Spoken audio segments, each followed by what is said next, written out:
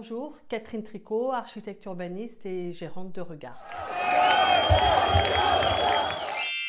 Alors, il y a tout juste 50 ans a été publié Le droit à la ville du philosophe Henri Lefebvre. Vous lui consacrez d'ailleurs 2 journées de rencontres internationales le 4 et le 5 avril prochain à l'Hôtel de Ville de Paris. Alors avant de commencer, j'aimerais quand même que vous me disiez qui est aujourd'hui Henri Lefebvre, qui il était, qui il est aujourd'hui. Henri Lefebvre, il est mort. C'est un philosophe marxiste qui est né en 1901, qui a commencé par adhérer au Parti communiste autour des surréalistes. Il a été un philosophe stalinien, on peut même dire, il a fait des odes à Staline. Et puis il s'est détaché progressivement de cette tradition-là. Il est resté marxiste. Son livre Le droit à la ville, auquel on va consacrer ce colloque, se termine sur Paris 1967, 100e anniversaire du Capital. Donc vraiment, il s'inscrit dans la tradition marxiste.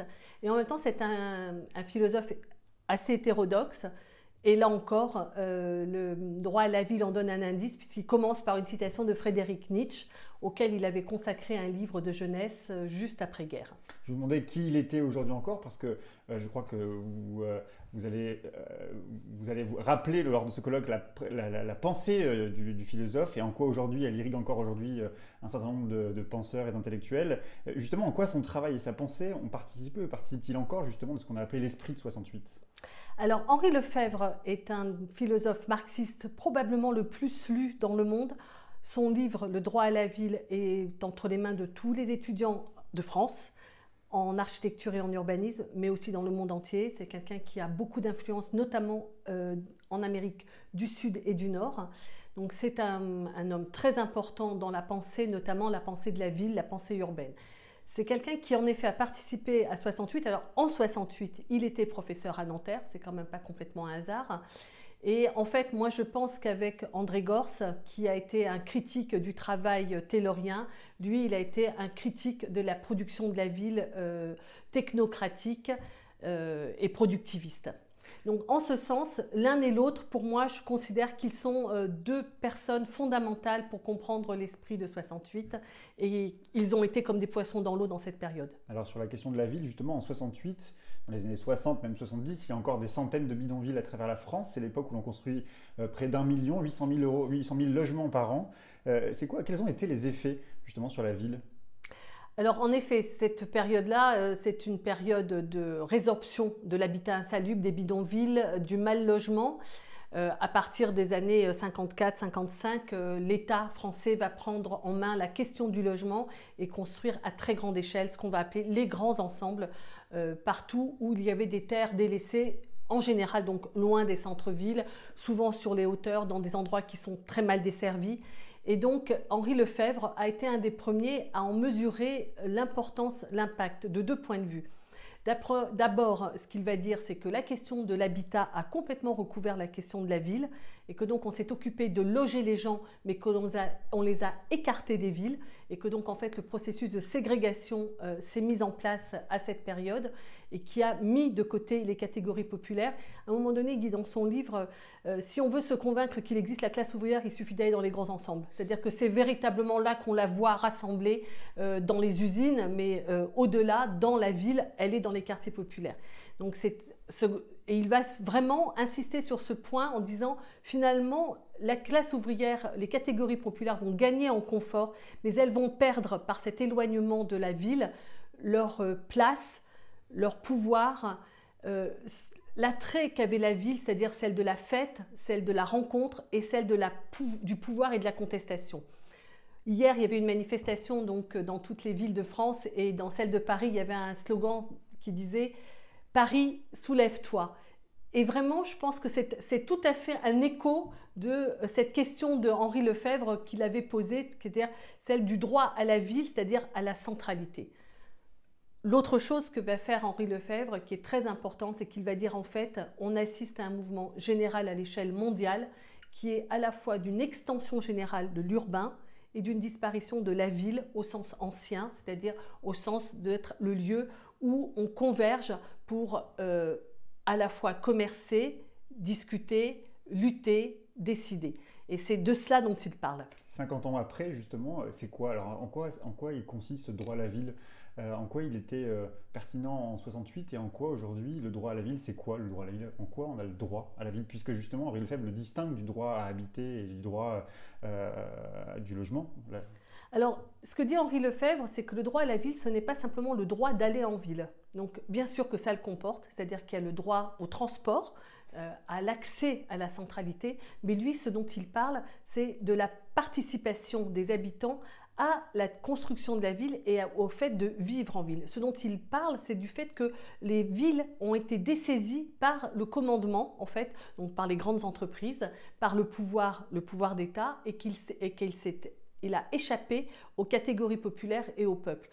Lefebvre insiste beaucoup sur la question de la participation et vraiment, au contraire, il fait une critique très très virulente de la ville comme lieu simplement de la consommation. C'est vrai aujourd'hui encore, c'est-à-dire que c'est d'autant plus vrai aujourd'hui encore, vous le diriez, qu'aujourd'hui la ville est plutôt en prise, ou en tout cas c'est plutôt le monde économique qui gérerait la construction de la ville. Vous, en tant qu'architecte, par exemple, vos interlocuteurs sont plutôt économiques, moins publics? Alors, en France, on est encore dans une tradition dans laquelle l'espace reste dominé dans sa construction, dans son entretien par la puissance publique, mais c'est une question qui est en train de plus en plus d'être contestée. On voit de plus en plus d'acteurs privés, des grandes entreprises qui se portent garants auprès des élus en leur disant « je vais vous fabriquer votre quartier, donnez-nous les clés, vous allez voir, tout va aller très bien ». Et ce que j'aime bien dans le titre du colloque qu'on organise donc pour les 50 ans du droit à la ville, c'est 50 ans du droit à la ville d'Henri Lefebvre, un pavé dans la ZUP, la ZAC, la ZAD, enfin toutes ces formes technocratiques, bureaucratiques de fabrication de la ville. Et donc, pour sortir de ces formes très technocratiques du sujet, comment très concrètement on ramène les classes populaires au cœur de la ville? Alors, d'abord, je pense que c'est déjà comment on les garde. Parce que je pense qu'un des enjeux, notamment en région parisienne dans laquelle nous habitons, mais c'est vrai de la plupart des grandes villes françaises, c'est que notre héritage fait que nous avons environ 25% du logement qui est du logement social dans les grandes villes. Et je pense que l'enjeu est que ce logement social, d'une part, le reste, et d'autre part se modernise, c'est-à-dire qu'il soit au niveau des attentes des catégories salariées d'aujourd'hui, qu'ils puissent accéder à ce logement social et à un logement social modernisé de façon à ce que ces catégories salariées soient dans la ville et non pas de plus en plus éloignées, reportées loin des villes, quand bien même on leur met des super RER. Non, c'est pas ça le sujet. Le sujet, c'est qu'il faut habiter dans la ville pour influencer le cours de l'histoire. Hier, Pablo Piovillien recevait l'ancien secrétaire général de la CGT, Bernard Thibault, et il vous a posé une question. Il vous demande si l'avenir du monde urbain est à la création des grandes métropoles ou bien s'il est encore possible de penser et de préserver des villes à taille humaine, vous demande-t-il. Alors, je crois qu'il dit deux choses qui sont très importantes. C'est qu'en effet, il y a un phénomène mondial de métropolisation, c'est-à-dire que de conurbation très grande, dans lequel tout ne se vaut pas. C'est-à-dire qu'être une grande métropole, une grande ville, par exemple les grandes villes d'Afrique qui peuvent avoir 20 millions d'habitants, ce n'est pas comme Paris qui est une ville dans laquelle il y a du pouvoir de décision, du pouvoir économique. Donc être une grande ville ne veut pas dire la même chose selon l'endroit où on se situe et selon l'histoire du pays dans lequel on se trouve.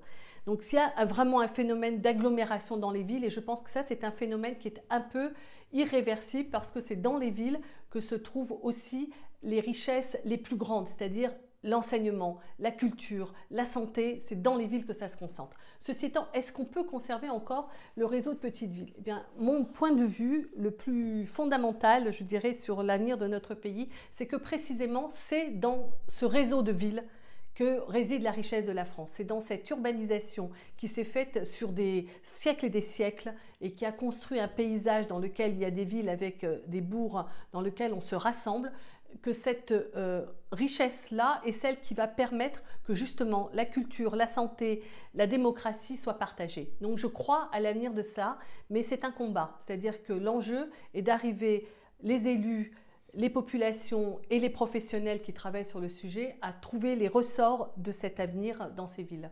Cette semaine, l'IFOP a publié une étude dans l'Express qui montre qu'au second tour de la présidentielle, plus on habite près d'une gare, moins on vote FN. A l'inverse, plus on s'éloigne des gares, plus on vote FN. Quelle leçon l'architecte, l'urbaniste que vous êtes peut en tirer? Je pense que c'est un phénomène assez massif, par exemple, qui s'observe en région parisienne, où le Front National a été très puissant, si on se souvient dans les années 90, et où il a beaucoup reculé. Il est aujourd'hui moindre, son influence est moindre en région parisienne que dans le reste de la France.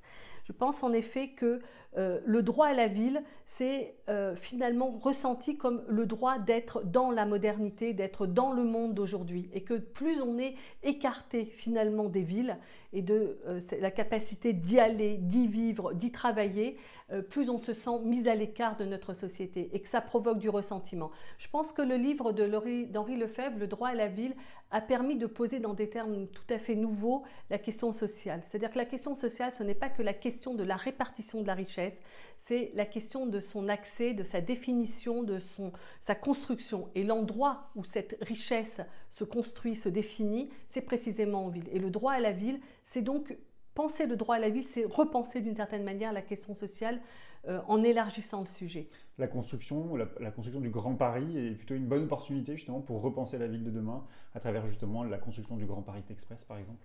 Alors, le Grand Paris et le Grand Paris Express, ce n'est pas exactement la même chose. Le Grand Paris Express est un système de métro qui me paraît être une très grande opportunité pour permettre de faciliter la vie des gens et de mettre les gens en relation. Ça me paraît vraiment une grande chance. Le Grand Paris, là, par contre, l'affaire est un peu plus compliquée parce que c'est quand même une construction qui, pour l'instant, n'a pas trouvé de forme démocratique et qui, au contraire, s'éloigne beaucoup des citoyens. Mais non seulement des citoyens, mais aussi de la fabrication démocratique qui seule peut permettre que ce soit une ville qui ne soit pas complètement marchandisée et complètement pour le commerce. L'enjeu démocratique qui est au cœur de la réflexion justement d'Henri Lefebvre, on l'a dit, il était aussi un intellectuel engagé dans les débats des années 70. J'ai une dernière question, Catherine Tricot. Ils sont où les architectes aujourd'hui dans le débat public et politique ? Je sais pas. Je pense qu'on a une profession qui a énormément souffert. Dans les 3 dernières années, l'Ordre des architectes a sorti ce chiffre. Près de 40% des agences d'architecture ont fermé. Je pense qu'il y a une vraie question d'une part disparition des petites agences, d'autre part de concentration des agences et de leur soumission justement aux donneurs d'ordre privés. Je crois que la parole des architectes, elle est extrêmement limitée, muselée par ces enjeux d'accès à la commande qui est de plus en plus lié aux grandes entreprises. Le risque, c'est quoi? C'est l'homogénéisation des villes? Le risque, c'est oui, le risque, c'est de l'homogénéisation et puis surtout l'absence de modernité, d'adaptation au mouvement, de faire comme si le territoire n'existait pas, l'histoire n'existait pas.